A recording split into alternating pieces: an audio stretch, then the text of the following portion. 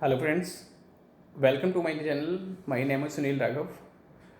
तो फ्रेंड्स, आज हम डिस्कस करेंगे कि प्रॉपर्टी लेते समय हमें किन किन बातों का ध्यान रखना चाहिए और क्या क्या मिस्टेक हमें नहीं करनी चाहिए। तो सबसे पहले हम बात करेंगे बजट की, क्योंकि अगर कोई भी प्लानिंग करता है प्रॉपर्टी लेने की तो सबसे पहले एक बजट निर्धारित होता है कि भाई मेरा 70 लाख या 80 लाख या 1 ईयर का बजट है और इस बजट के अंदर अंदर मुझे प्रॉपर्टी अपनी खरीदनी है। तो फ्रेंड्स, मैं आपको बताना चाहूँगा, कभी भी आप अगर प्रॉपर्टी लेने जा रहे हैं, आप किसी ब्रोकर, प्रॉपर्टी डीलर या फिर बिल्डर से बात करते हैं, तो कभी भी आप अपना एक्चुअल बजट नहीं बताइएगा वहाँ पे। क्योंकि होता क्या, अगर आप एक्चुअल बजट बताते हो किसी को, ब्रोकर को अगर बोलते हो भाई मेरा 90 लाख का बजट है, 85 लाख का है, तो एक ह्यूमन साइकोलॉजी होती है कि वो अपने माइंड में एक इमेज बना लेता है, भाई अगर 90 लाख का बजट है तो 1 CR तक किसी प्रॉपर्टी ले सकता है यहाँ पे। तो वो आपको क्या, वहाँ पे 1 CR से नीचे की प्रॉपर्टी नहीं बताएगा। या फिर यहाँ पर हो सकता है आप ऑनर को डायरेक्टली ऑनर को बोल रहे हैं भाई मेरा 90 लाख का बजट है, उसकी प्रॉपर्टी की वैल्यू 85 लाख, तो ऑब्वियसली आपको 95 लाख की प्रॉपर्टी बताएगा। वो सोचेगा हाँ भाई 5 लाख रुपये नीचे आ जाएगा और 90 लाख में डन कर लेगा प्रॉपर्टी को।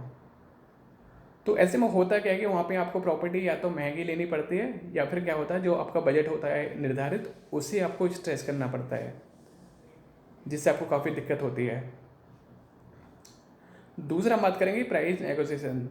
मोस्टली मैंने क्या देखा है कि अगर कोई भी मोस्टली बायर को मैंने देखा है कि अगर प्रॉपर्टी लेने जाते हैं तो क्या होता है, वहाँ पे जो भी प्रॉपर्टी उनको पसंद आती है तो वो तुरंत आते हैं भाई इसका क्या प्राइस है।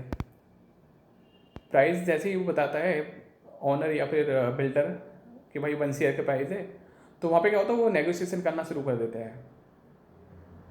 लेकिन कभी भी हमें ऐसा नहीं करना चाहिए कि नेगोशिएशन हमें एक साथ शुरू नहीं करना चाहिए, क्योंकि नेगोशिएशन से पहले बहुत सारी चीज़ें होती हैं जो हमें जानना बहुत ज़रूरी होता है। वो चीज़ें हैं, जैसे सबसे पहले अगर बात करेंगे एक्स्ट्रा चार्जेस, जो मिसलेनियस चार्जेस होते हैं कि भाई जो प्रॉपर्टी आप प्राइस बता रहे हैं या बिल्डर बता रहे हैं या फिर ओनर बता रहा है, उसके अंदर क्या क्या इंक्लूड है क्या क्या नहीं है। क्योंकि बहुत प्रॉपर्टी के अंदर बहुत सारे एक्स्ट्रा चार्जेस होते हैं, जैसे आपका ADC, IFMS, club charging, car parking, position charges. तो इन सबको हमें पहले मालूम होना चाहिए भाई क्या क्या इसके अंदर इंक्लूड है और क्या क्या नहीं है, और जो प्राइस आप बता रहे हैं ये सारे कुछ इंक्लूड है इसके अंदर या नहीं है।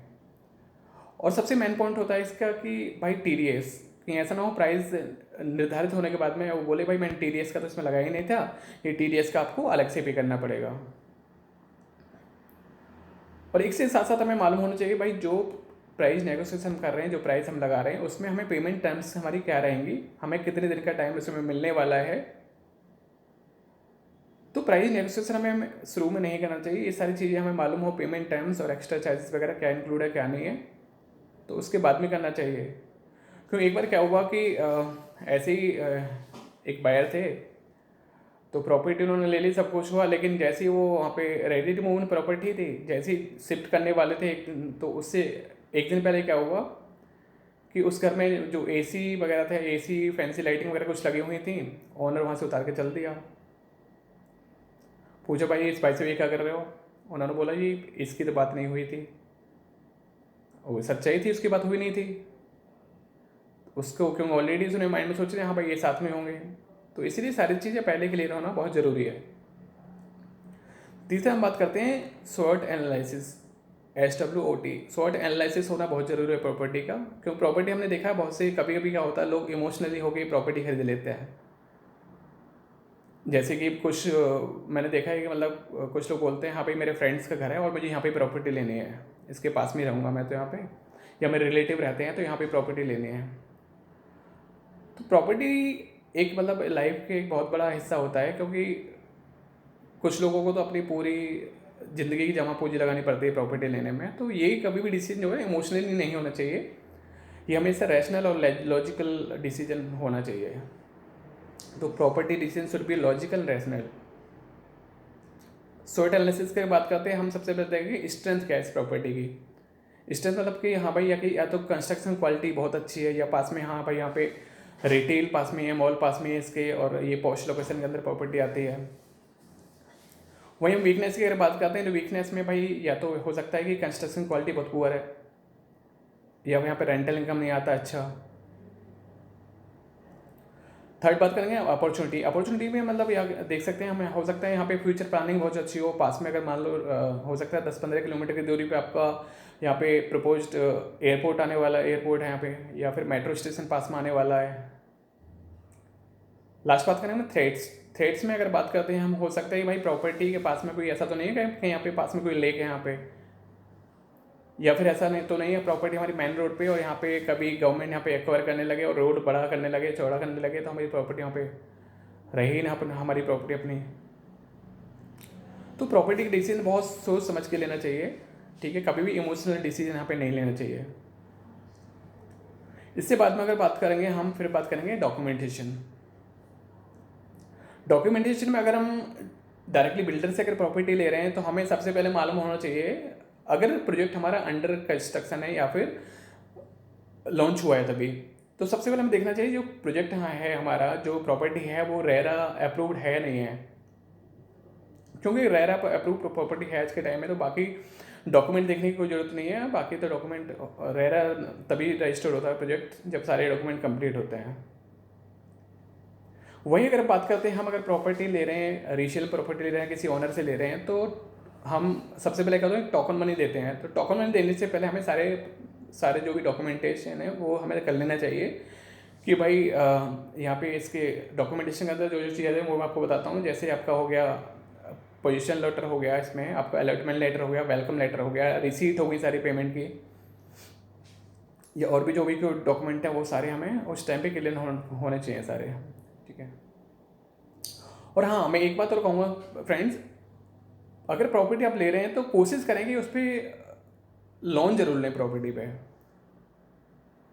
लोन का मतलब ये है कि अगर अगर मान लो आपके पास में फंड पूरा है, लोन लेने की जरूरत नहीं है, फिर भी आप चाहे कम लें, चाहे आप 5 लाख रुपए लें 1 करोड़ की प्रॉपर्टी में, बस लोन जरूर लें।